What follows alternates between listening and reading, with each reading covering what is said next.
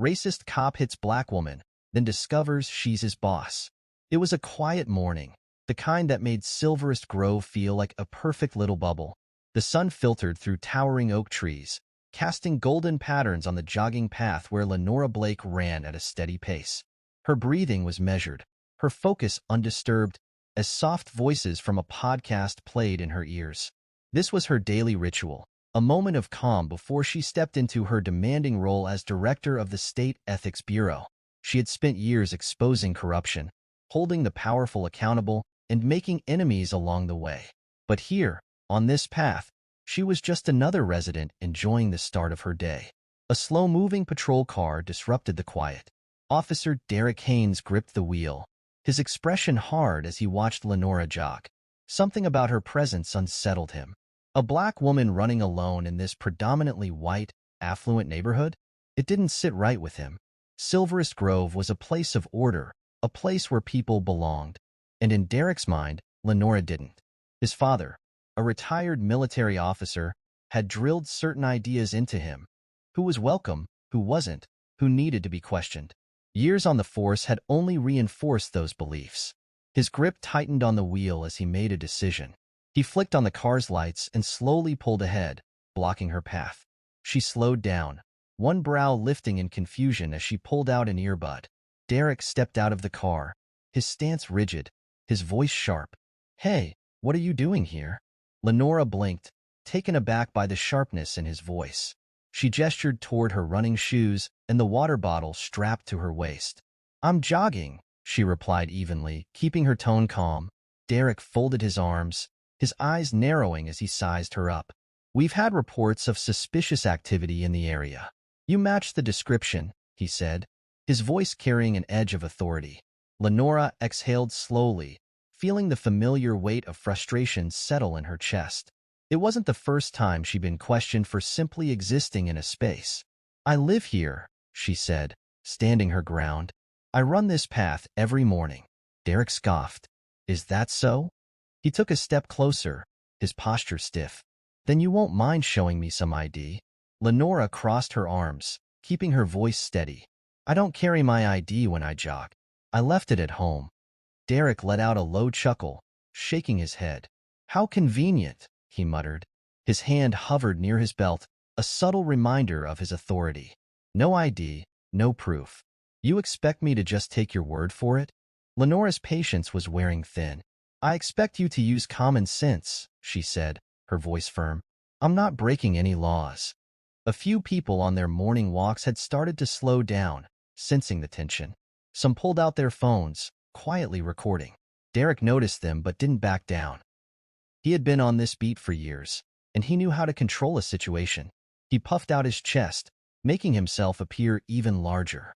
"Look, lady, you can either cooperate, or we can take this downtown. Your choice." Lenora met his gaze, unwavering. "You're making a mistake," she said, her voice calm but laced with warning. Derek smirked, mistaking her composure for defiance. "Is that a threat?" He shot back. She didn't flinch. "It's advice," she said simply. Derek's patience snapped. His hand shot out, grabbing her arm roughly. "Turn around. Hands behind your back." A collective gasp rippled through the small crowd. Someone's voice rang out. She didn't do anything. But Derek wasn't listening. His grip tightened, his jaw clenched. In his mind, this was just another person who needed to be put in their place. He had no idea who he was dealing with. Lenora's body tensed as Derek's grip tightened around her arm. The way he looked at her, cold, dismissive, certain of his authority, sent a familiar chill down her spine. "You're acting suspicious," he said, his voice dripping with accusation. "You match the description of someone reported in the area." Lenora took a slow breath, forcing herself to stay calm. She had been in tense situations before, had stared down men with more power than him. But this was different. This wasn't a courtroom, a meeting, or an official investigation.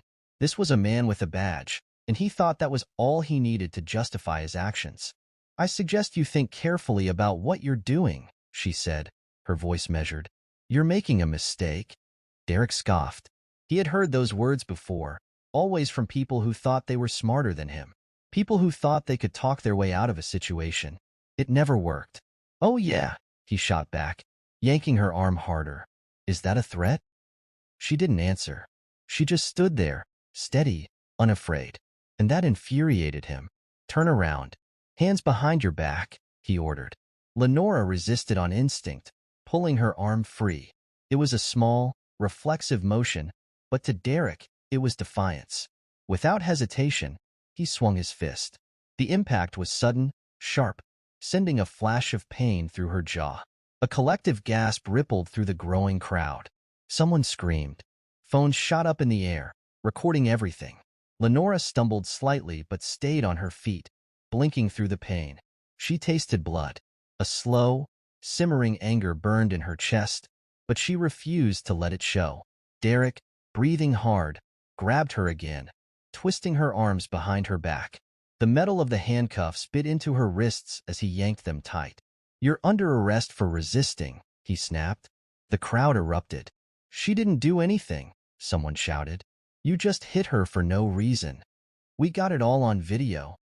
Derek ignored them, shoving Lenora forward toward his patrol car. His pulse pounded in his ears. He told himself he was doing his job, that this was control, that this was the right thing to do. But as he reached the car and pulled open the door, he could feel the weight of the eyes on him. The way the crowd wasn't just watching, but judging, disbelieving, furious. Lenora didn't fight as he pushed her inside. She didn't argue, didn't struggle. Instead, she looked at him through the window, her expression unreadable. But before he shut the door, she spoke softly, her words cutting through the noise like a knife. "You'll regret this." Derek hesitated, just for a second. Then he slammed the door shut, locking her inside. He turned back to the crowd, barking orders for them to move along, for people to stop recording. But no one listened. The damage was already done. The video was already spreading. And Derek Haynes had no idea that his entire world was about to crumble. Derek walked into the station with his chest puffed out, feeling the familiar rush of control. He had handled the situation, just like he always did. Another suspect, another arrest. He barely spared a glance at Lenora as he led her through the doors, ignoring the eyes of his fellow officers who had started to take notice. He tossed her paperwork onto the front desk like a trophy. "One for trespassing and resisting arrest," he announced loudly, making sure everyone in the room heard him. She got combative. Lenora sat calmly in the holding area, her face unreadable, her posture relaxed despite the bruising already forming on her jaw. She didn't need to say a word. The truth was already catching up to him. Before Derek could bask in his own self-importance any longer, the station doors flew open with force. A sharp voice cut through the room like a blade. "Haynes!" The entire room fell silent as Chief Inspector Rhea Winslow stormed inside. Her presence alone demanded attention. Every officer stiffened, instinctively standing a little straighter. Rhea was known for her no-nonsense approach, and right now, she looked furious. Derek turned, the confident smirk still lingering on his face.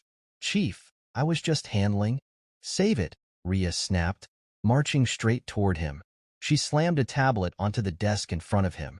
On the screen, the video of Lenora's arrest played, the footage clear and damning. The crowd's outraged voices echoed through the station.